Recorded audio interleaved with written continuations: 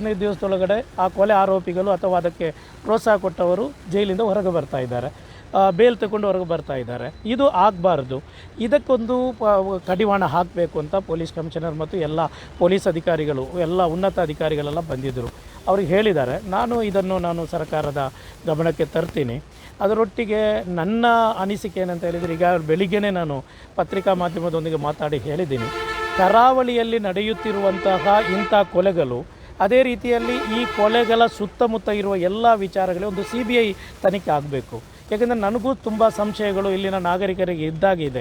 ಇಲ್ಲಿ ಪ್ರವೀಣ್ ನೆಟ್ಟಾರು, ಅದೇ ರೀತಿಯಲ್ಲಿ ಮಸೂದು, ಫಾಜಿಲು, ಅದೇ ರೀತಿ ಹಲವಾರು ಕೊಲೆಗಳು ಇಲ್ಲಿ ನಡೆಯಿತು.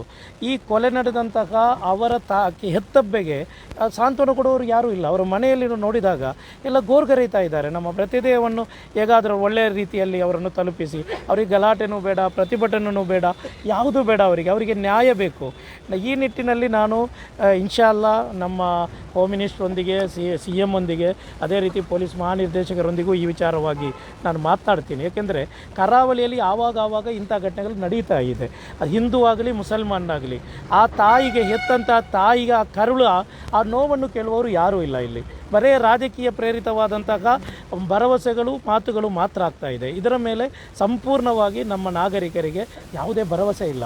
ಆದ್ದರಿಂದ ನಾಗರಿಕರಿಗೆ, ಜನರಿಗೆ, ಸಾಧಾರಣ ಜನರಿಗೆ ಅವರಿಗೆ ಭರವಸೆ ಬರುವಂಥ ರೀತಿಯಲ್ಲಿ ಪೊಲೀಸರ ಕಡೆಯಿಂದ ಒಂದು ಕಠಿಣವಾದಂತಹ ನಿಲುವುಗಳು ಬರಬೇಕು. ಈಗಾಗಲೇ ಕಮಿಷನರ್ ಅದು ಮಾಡ್ತೀನಿ ಅಂತ ಹೇಳಿದ್ದಾರೆ. ಒಂದು.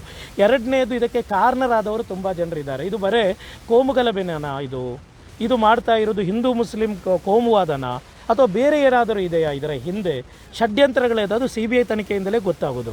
ಆದ್ದರಿಂದ ಎಲ್ಲ ಕೊಲೆಗಳು CBI ತನಿಖೆ ಆಗಬೇಕು. ಒಂದು. ಎರಡನೇದು, ಈ ಕೊಲೆಗಡುಕರು ಆದಷ್ಟು ಬೇಗ ಬಾರದ ಹಾಗೆ, ಜೈಲಿಂದ ಹೊರಗಡೆ ಬಾರದ ಹಾಗೆ ಪೊಲೀಸರು ಕಠಿಣವಾದ ಸೆಕ್ಷನನ್ನು ಹಾಕಬೇಕು. ಅವರು ಬರಬಾರ್ದು. ಅದೇ ರೀತಿ UAPI ಇದೆ, ಅದೇ ರೀತಿಯಲ್ಲಿ ಬೇರೆ ಏನೆಲ್ಲ ಇದೆ ಎಲ್ಲವನ್ನು ಅವರ ಮೇಲೆ ಹಾಕಬೇಕು. ಮತ್ತೊಂದು ಪ್ರಮುಖವಾಗಿ, ಯಾರು ಕೊಲೆಗಡುಕರು ಮತ್ತು ಅವರಿಗೆ ಸಪೋರ್ಟ್ ಮಾಡ್ತಾ ಇದ್ದಾರೋ ಅಂಥವರಿಂದ 10 ಕೋಟಿ ರೂಪಾಯಿ ಪರಿಹಾರ ಧನವನ್ನು ವಸೂಲು ಮಾಡಬೇಕು. ಸರ್ಕಾರ ಕೊಡಬಾರ್ದು.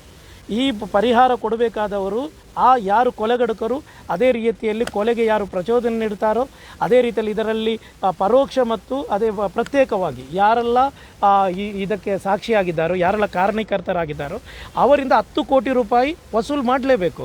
ಅವರ ಮನೆ ಅಡವಿಟ್ಟಾದರೂ ವಸೂಲು ಮಾಡಬೇಕು. ಅಂಥ ಒಂದು ದಿಟ್ಟವಾದಂಥ ಕ್ರಮಗಳು ಕೈಗೊಳ್ಳುವಾಗ ಇಲ್ಲಿನ ಹಲವಾರು ಹೆತ್ತ ತಾಯಂದಿರಿಗೆ